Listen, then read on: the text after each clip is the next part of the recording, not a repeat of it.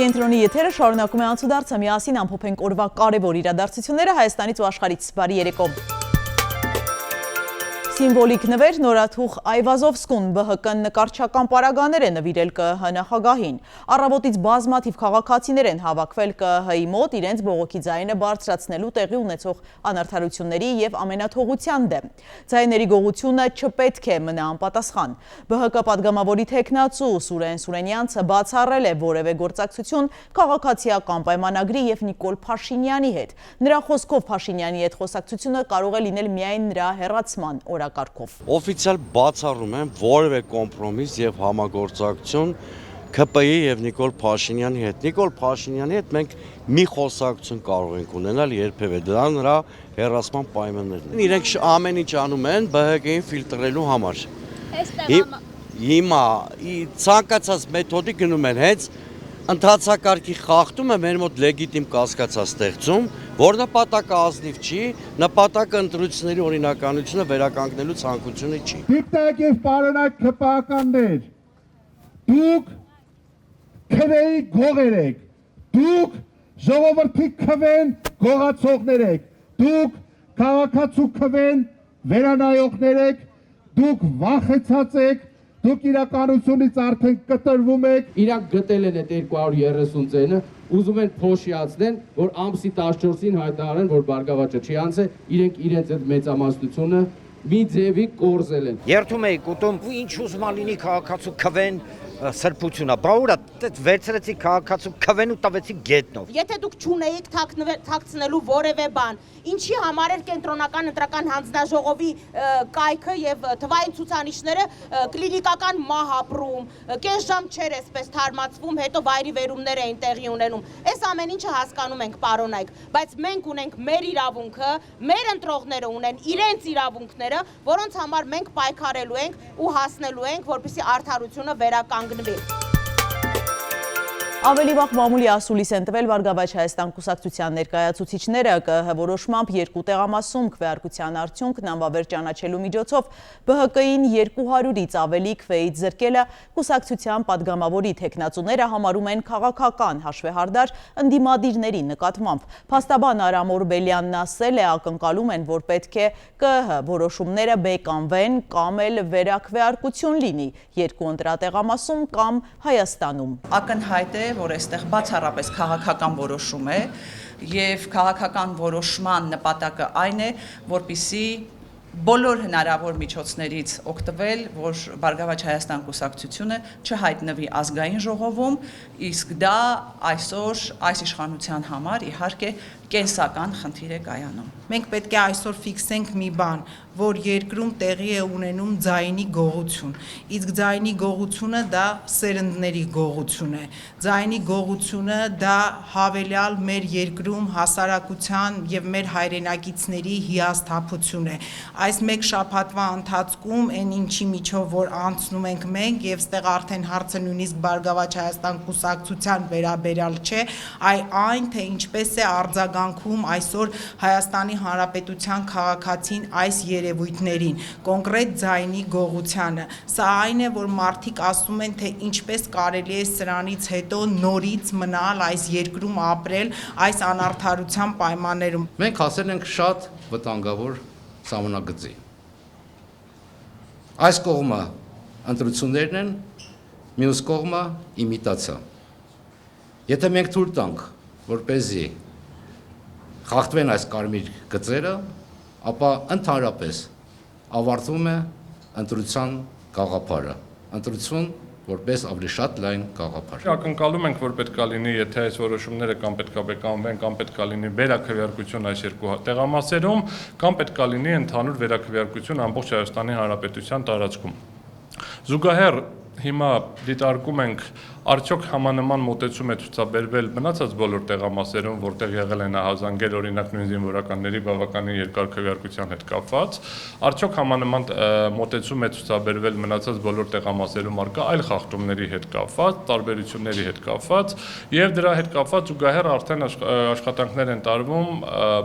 կախված կլինի իհարկե կենտրոնական ընտրական հանձնաժողովի եզրափակիչ որոշումից, բայց նաեւ սահմանադրական դատարան դիմելու հետ կապված։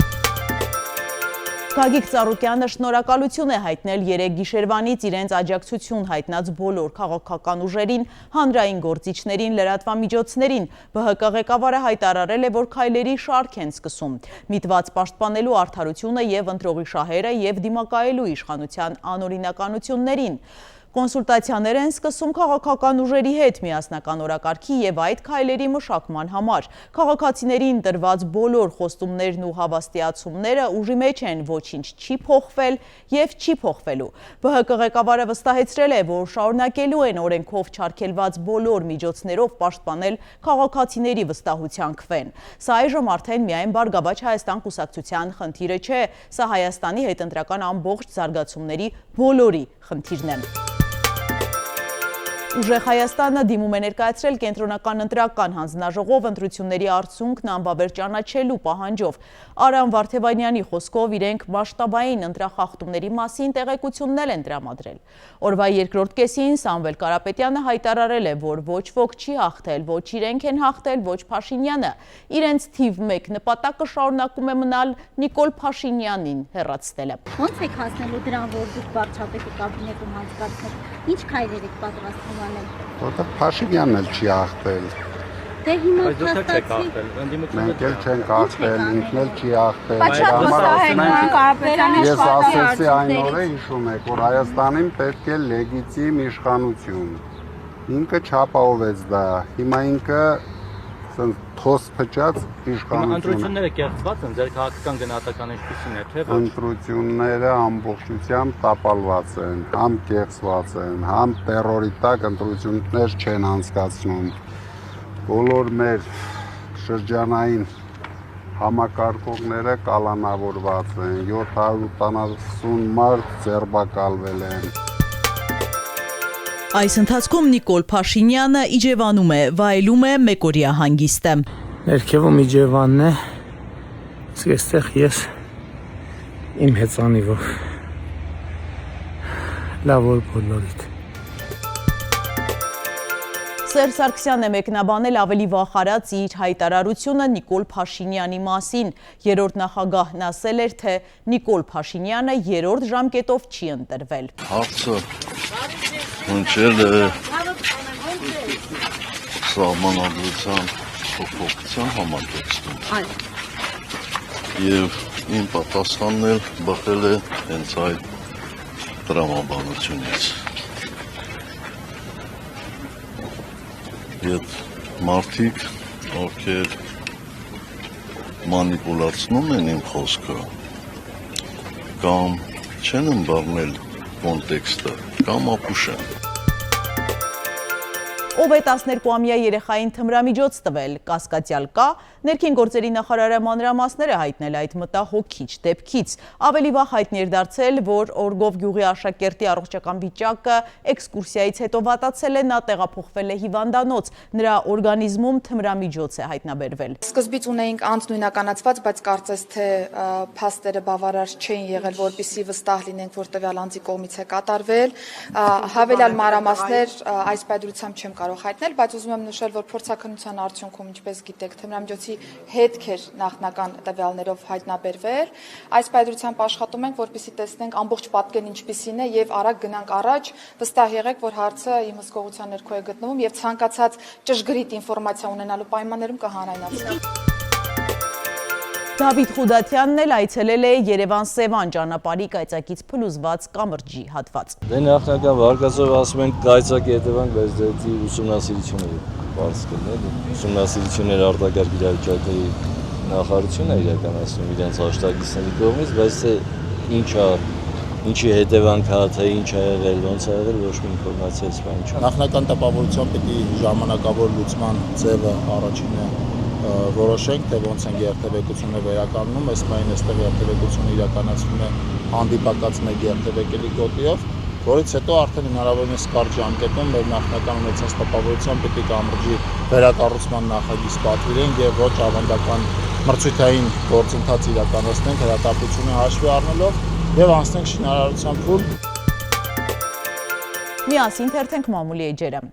Հրապարակը գրում է. ՔՊ-ում սրտատրոփ սպասում են Կիրակի օրվան, երբ կհրապարակվեն ընտրությունների վերջին արդյունքները եւ դրանից հետո միայն Նիկոլ Փաշինյանը կադրային որոշումներ կկայացնի։ Խոսում են, որ առաջնորդվելու են ընտրությունների արդյունքներով, այն պաշտոնյաներն ու կուսակիցները, որոնք չեն արդարացրել իրենց սպասելիքները եւ ՔՊ-ի համար բարձր տոկոսներ չեն խփել, պաշտոնանք կարվեն կամ նոր պաշտոն չեն ստանա։ Հատկապես անհանգիստ են մարզպետները, որոնք ի պաշտոնե մարզային շտաբների ղեկավարներն էին եւ իրենց տարածքներում գրանցված արդյունքների գլխավոր պատասխանատուներն են համարվում։ Հենց նրանց պաշտոնում մնալ չմնալու հարցը կախված է ՔՊ-ի թվերից։ ՔՊ-ում հատկապես դժգոհ են Լորվա եւ Շիրակի թվերից։ Դեմոկրատ Փաշինյանը որոշել է ոչ միայն մարդկանց ազատ կամ արտահայտության վրա ազդել, այլև վարչական լծակներ բավարար չափով չկիրառած եւ ընտրողներին տերորի չընթարկած պաշտոնյաներին պատժել։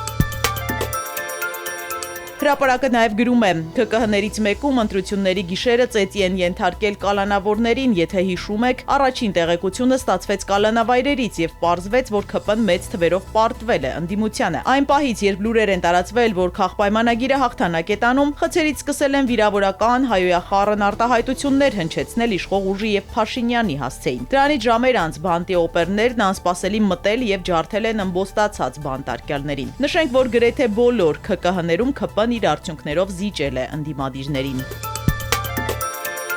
Իլոն Մասկը դարձել է աշխարհի առաջին տրիլիոնատերը։ Մասկի կարողության հիմնական մասը այժմ SpaceX-ից է, որտեղ նրա մասնաբաժինը գնահատվում է մոտ 866 միլիարդ դոլար։ Գերհզոր ամպրոպային ամպ Մարտունիում գրել է Գագիկ Սուրենյանը եւ տեսանյութ է հրապարակել։